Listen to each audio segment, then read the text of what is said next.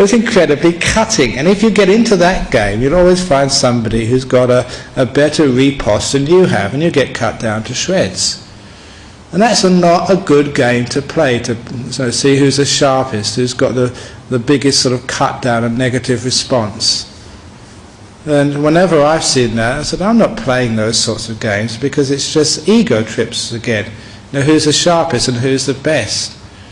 And it's far, far, far more appropriate in our modern world to use words which, instead of build this terrible antagonism between people and this separation between people, which actually get people on side, which actually create bonds between people, kindness between people and friendliness between people.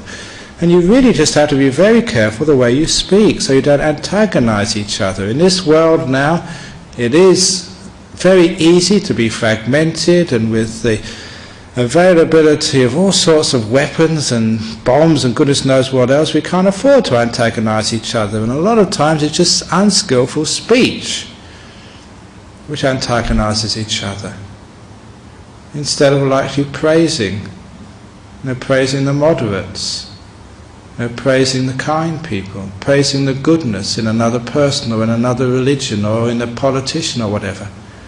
Because whatever you focus on or whatever you praise, whatever you look at and just put the spotlight on, but with your speech, that does tend to grow.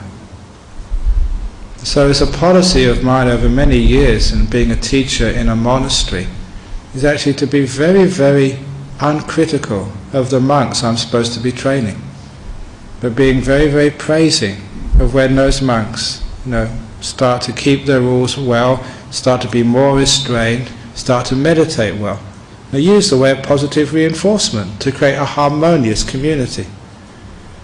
And having learned that that works very well in the confines of a Buddhist community, a monastery of men living together without many arguments, you can actually see just how that can work so well just in family life or in the office.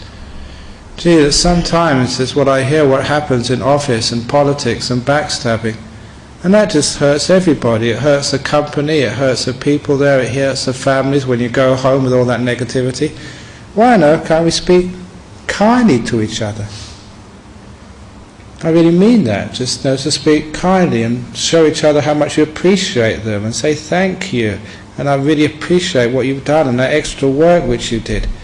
Because you do find that people actually work with greater harmony, you get more things done, you get more energy, because it's just motivation. A little bit of kindness in your speech, a little bit of gentleness gets you far further.